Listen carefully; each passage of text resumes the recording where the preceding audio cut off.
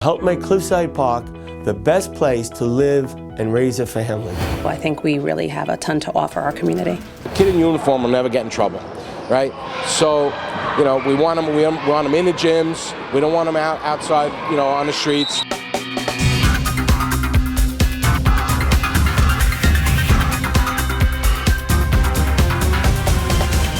Mayor Thomas Calabrese and Councilman Kenneth Corcoran and Peter Caleo were sworn into office for another term at the borough's annual reorganization meeting earlier this month. As we welcome the beginning of a new year, Mayor Calabrese shares some thoughts on what residents can look forward to in 2020. Hi, I'm Mayor Thomas Calabrese, and I would like to wish everyone a happy and healthy new year. 2020 promises to be a time of continued growth and redevelopment in the borough. We are making improvements to several of our parks in town. We are currently renovating Columbus Park on Anderson Avenue and Grantwood Park on Oak Dean Avenue. Both parks are slated to be completed in the spring. Plans are also in place for expanding Zaleski Park at the southern end of the borough near One Park. All of these projects are being funded through various county and state grants. Our recreation department is second to none.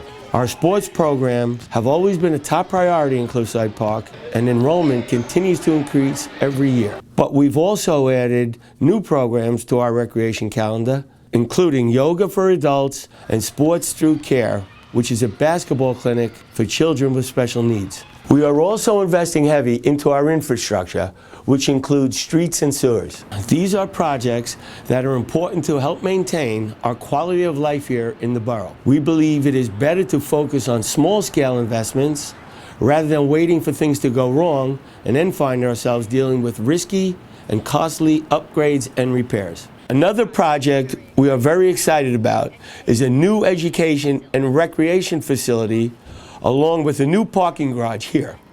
We are currently in the planning stages, but you will hear more about it as the year progresses. There is a lot going on in town, and I look forward to more ideas and more projects to help make Cliffside Park the best place to live and raise a family.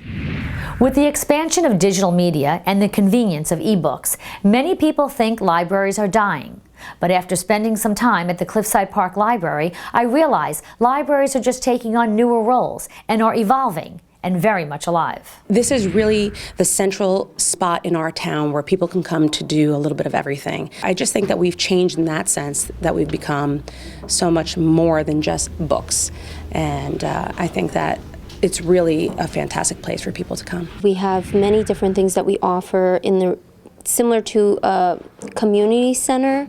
We have things that you can learn here, things that you can do here. What we have here includes programming, ESL, children's programming, teenage programming, adult programming, conversation classes, citizenship classes, and so much more than just what you see on the outside of the library. We have a very active and vital ESL program. We serve many members of our community who are looking to improve their English. They learn about each other's culture, they learn about each other's language, they love sharing each other's food, and many become friends. We're going out into the community. We have a program called Books and Beverages, which is taking place currently at Sedona Tap House once a month. We're looking for other restaurants in the community to host that at, where you can just come and talk about the books you're reading. We have programs for children that are always popular. It really is unbelievable how much our library is used on a daily basis. We're open 7 days a week. We're open until 9 o'clock at night, 4 days a week. And this is a place that people come to all the time. People come to study, people come for a quiet place. And there are times where this place is not quiet, and that's okay. The Cliffside Park Library is also pleased to offer a museum pass lending program for residents. They offer free passes to more than 30 local museums. I am proud to say that we offer the most museum passes in the state of New Jersey. They're able to come in, bring a deposit of $40 cash, and when the pass is returned on time, they get their money back. As we enter a new decade, I'm curious to see where libraries will go, ourselves included.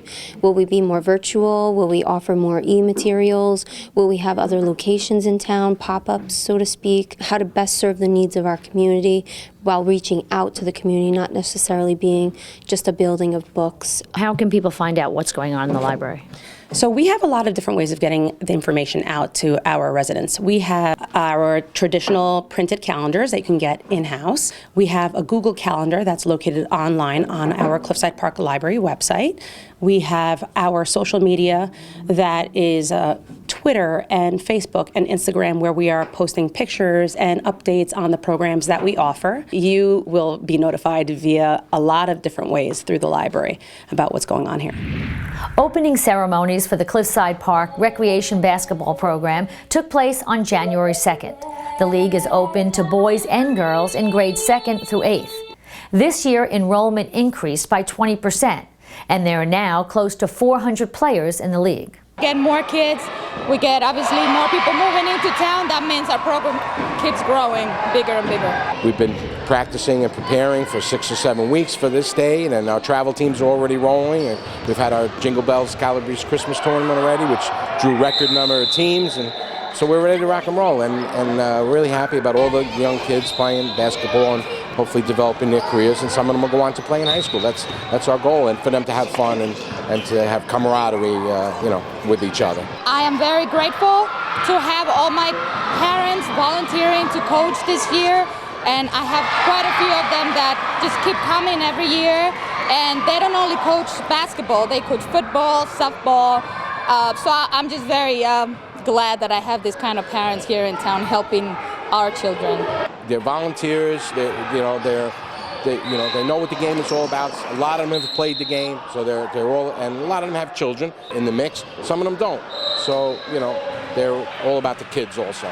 I played when I was younger in high school and grammar school myself. Actually, Joe Calvano was a referee when I played. So I'm just passionate for it. I want the kids to have a healthy lifestyle. It helps promote that. And I want to be able to connect with the children and give them a good influence. I love all sports, but I'm very partial to basketball. I grew up in a basketball family. My dad played in the NBA, the real mayor. And I used to go watch my brother play. He played at St. Joe's Montvale. And then when he graduated, my brother coached me for 2 years. Back then it was CYO, no rec. Everybody played for a church team, which was really organized. And that's how I learned how to play, was through my brother, really. I ended up going to Cliffside. We did very well. And then I went to St. John's, same university my dad, and we were both captains. I think we're only the father and son ever that were captain St. John's. The mayor also took time at the opening ceremonies to pay tribute to another Cliffside Park basketball player, Abe Abbasi, who passed away suddenly at the age of 53. Not only was he a big part of the recreation department as far as maintenance and, he's an unbelievable worker, as his co-workers could tell you. He loved basketball, he loved all the kids, and unfortunately he checked out a little early. He's like a brother to my son, so always coached his team, and kept making sure Abe was a very, very good player, first of all, very good. So I coached him in high school, and he immediately started giving back and coaching. For a good 30 years, he was helping coach the kids. So it was very unfortunate of his passing, and we wanted his name to be remembered and to live on in some way, any way we can. Abe, until I see you again, buddy. God bless you. That wraps up our show for January. Happy New Year.